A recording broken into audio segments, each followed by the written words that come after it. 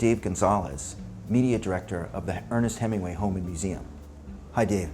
Hi, Francis. Welcome. You're actually in a very energy center type of a place where Hemingway wrote 70% of his writings in a 9-year period. What can you tell us about his writing studio and what was a typical day like for him here? This is the first formal writing studio he ever had. Prior to moving to Key West, he wrote on kitchen tables, kitchen counters, dining room tables.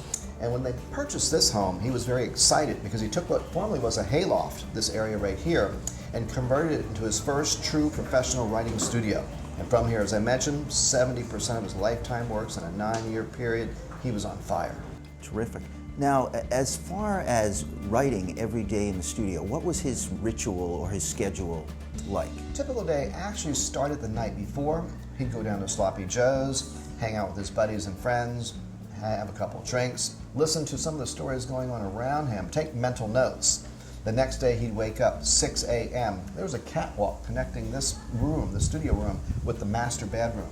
He'd wake up and immediately come to work, right from 6 a.m. to about noon. There's actually 3 versions of how he wrote. 6 to noon, about a 6-hour period. 600 to 800 words is another method he used, and some say he actually sharpened a canister of pencils, and when those were worn out, he called it a day. At noontime, there was only time to do one of 2 things, either fish or go back down to Sloppy Joe's.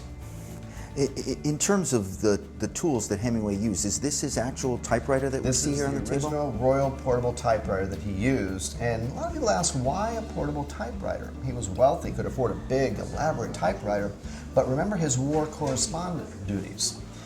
He went into newspaper reporting directly out of high school and then into war corresponding. And this portable typewriter has a case right down there that packs up rather neatly and travels neatly, and also he could type up his columns right on the spot for cut and paste going to print.